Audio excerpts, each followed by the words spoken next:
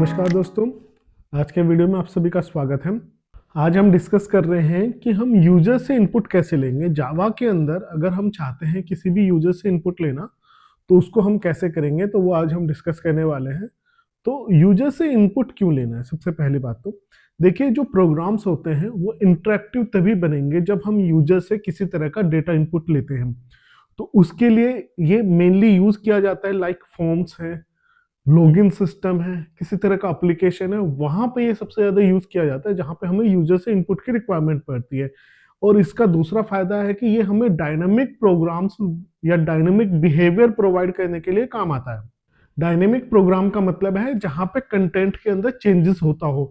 अगर मेरे पास में मान लीजिए कोई फॉर्म है और ये एक ड्रॉप डाउन फॉर्म है और यहाँ पे मैं इनपुट लेना चाहता हूँ कि यहाँ पे मान लीजिए जेंडर मैं यहाँ पे ले रहा हूँ, और जेंडर के बेसिस पे अगर वो मेल डाल रहा है या फिर वो फीमेल डाल रहा है तो उसके बेसिस पे मेरा नीचे का कंटेंट जो है वो चेंज हो जाए, तो वो अगर मुझे चाहिए तो वो मेरा इनपुट की तरह वर्क करेगा। आज जो हम डिस्कस करेंगे वो हम डिस्कस करेंगे कि कीबोर्ड के थ्रू यूजर से इनपुट कैसे ले, तो वो हमारा आज का टॉपिक है। तो इसके लिए जो हम यूज करने वाले हैं उसका नाम है scanner class. Scanner class use किया जाता है यूजर से इनपुट लेने के लिए, और ये बिलोंग करता है जावा डॉट यूटिलिटी पैकेज को। और इसका काम क्या होता है, डिफरेंट टाइप के डेटास को रीड करना।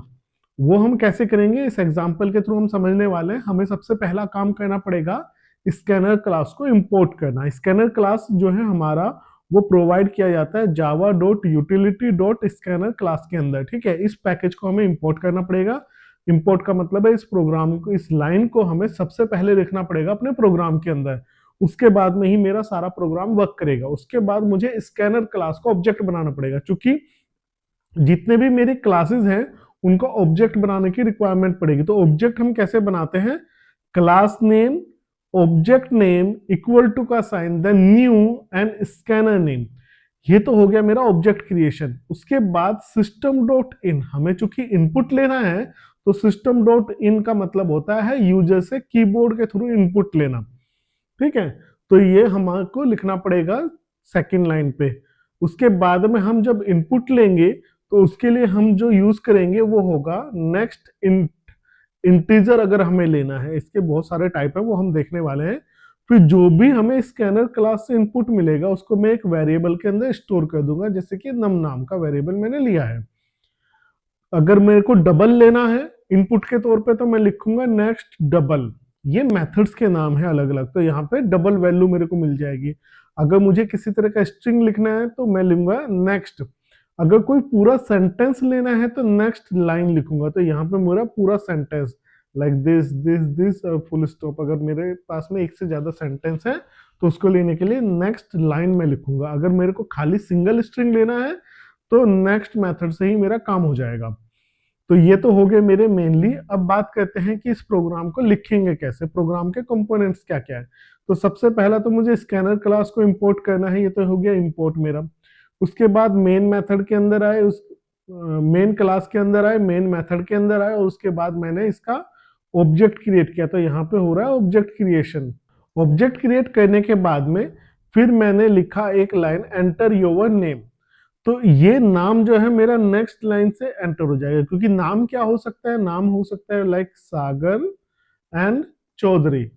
ठीक है, तो अगर नाम में कुछ इस तरह का है तो ये सेंटेंस की तरह वर्क करेगा। तो इसके लिए मुझे नेक्स्ट लाइन में जो है मेथड को यूज करूंगा। अब ये नेक्स्ट लाइन मेथड का जो वैल्यू आएगा वो नेम नाम के वेरिएबल के अंदर स्टोर हो जाएगा, जो कि स्ट्रिंग टाइप का है।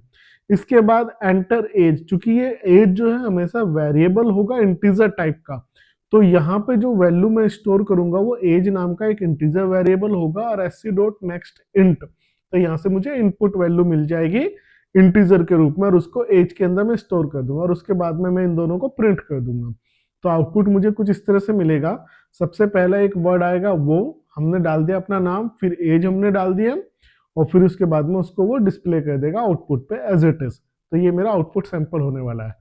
अब ये तो मैंने आपको बता दिया है यहाँ पे कैसे होने वाला है। अब इसको हम बना के भी देखेंगे। अब तो प्रोग्राम को लिख लेते हैं सबसे पहले, और उसके बाद में देखते हैं कि इसको कंपाइल और रन कैसे करेंगे।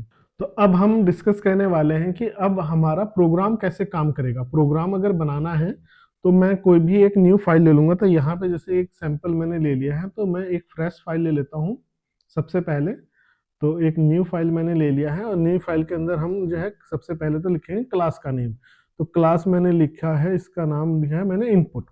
ठीक है, इसके बाद जो है हमारा वही मेथड नेम, तो public static void main, and then argument के लिए स्ट्रिंग args, और उसके बाद मेथड को मैंने स्टार्ट कर दिया। ठीक है, अब इस मेथड के अंदर जो भी मुझे लेना है, अब यहाँ पे मैं स्कैनर क्लास लूंगा, पर अगर आप ध्यान दे रहे होंगे तो सबसे पहला काम करना है स्कैनर को इंपोर्ट करना है।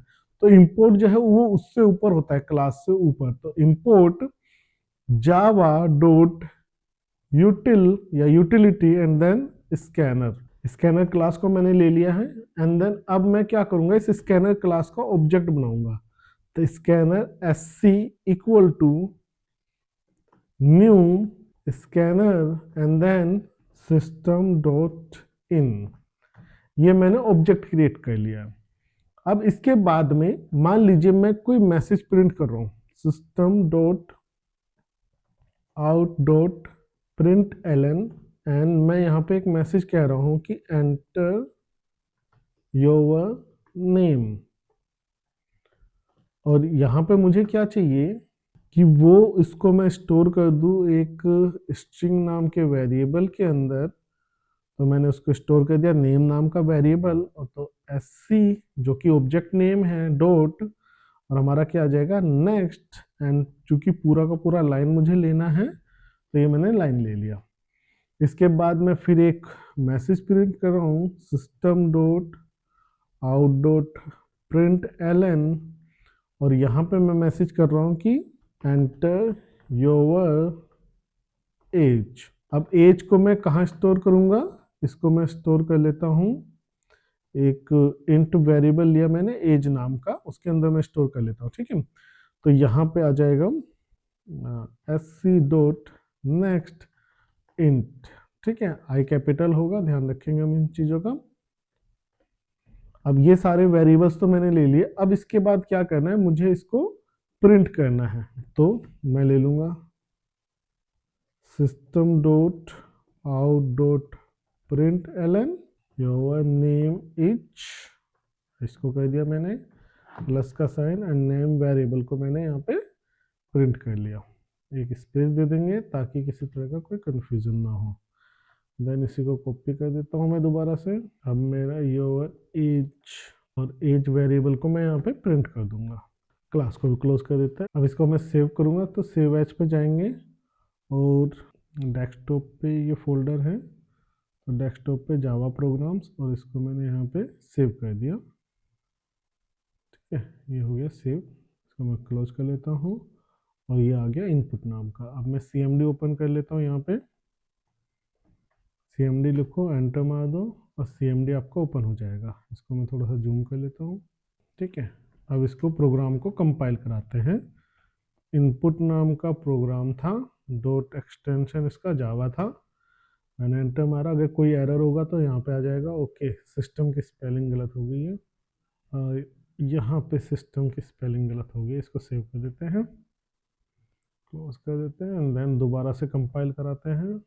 देखिए कंपाइल हो चुका है सक्सेसफुली। जैसे ही कंपाइल हो जाएगा, हमने जैसे बताया था, यहाँ पे इनपुट नाम का एक क्लास फाइल बन चुका है। पहले ये नहीं था, अब बन चुका है। ठीक है, अब इसको हम क्या करेंगे, रन करेंगे। तो इनपुट मैंने लिया है, एंटर कर दिया। अब यहाँ पे आ रहा है एंटर योर नेम, तो मैंने अपना नाम डाला सागर चौधरी। ठीक है, फिर एंटर योर एज। अब मैं यहाँ पे एज डालूंगा, तो एज मैंने डाला 35।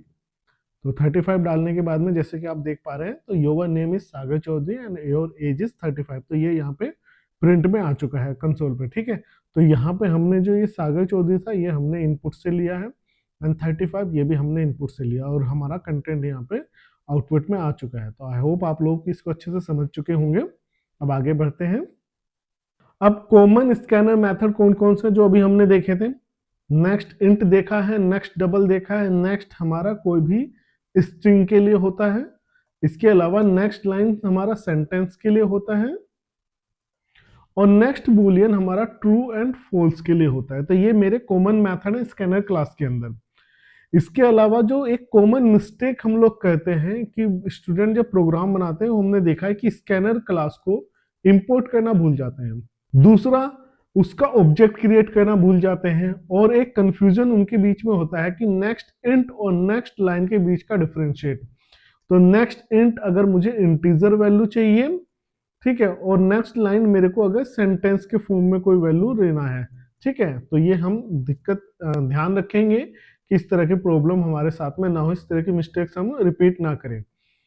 अब इंटरव्यू पॉइंट ऑफ व्यू से अगर क्वेश्चन पूछे जाएं तो दो बहुत ही इंपॉर्टेंट क्वेश्चन पूछे जाते हैं कि स्कैनर क्लास किस पैकेज के अंदर अवेलेबल है। तो उसका आंसर है जावा डॉट यूटिलिटी या जावा डॉट यूटीआईएल या यूटिल।